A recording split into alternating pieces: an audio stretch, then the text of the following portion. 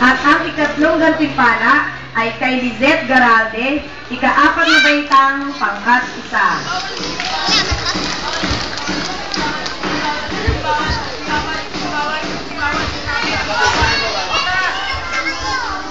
Pakita niyo yung gawa niyo.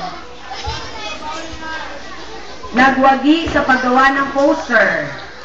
Ikatlong gantimpala, Eliza Badoy, ika-6 na baitang pangkat 1.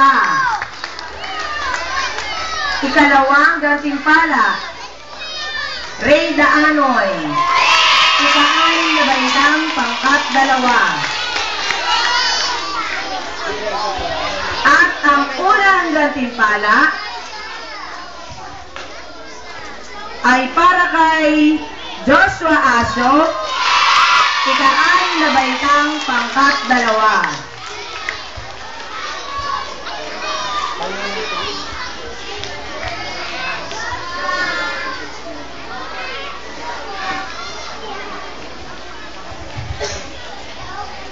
Mga batang nagwagi sa sabayang pagbigkas. Mamaya natin matutuklasan ang kanilang galing. Ikatlong sa ika-6 na baitang pangkat 1. Sino representative?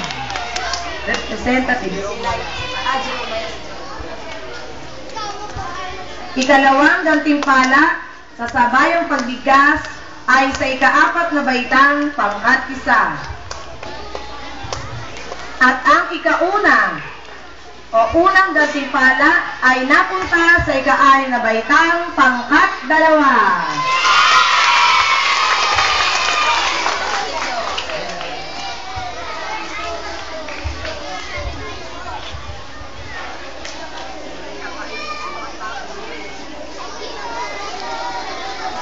Tasan.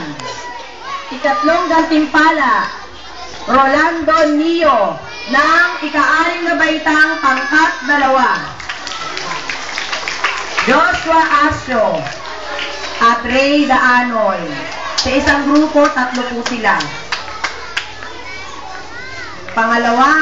Ikalawang gantimpala ay napunta kay Moises Villastubo, John Alvin Sausa, at Willen May Orillan. Mga bata sa ika-6 na baitang pangkat 2. At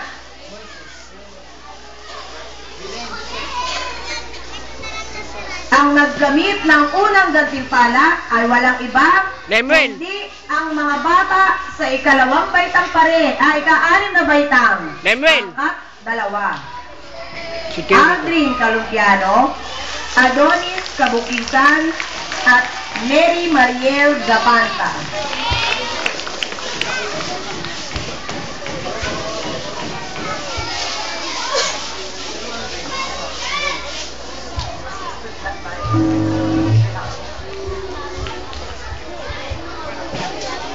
Sila po ang mga batang nagwagi sa iba't ibang paligsahan sa buong buwan ng Linggo ng Wika. Palakpakan po natin sila.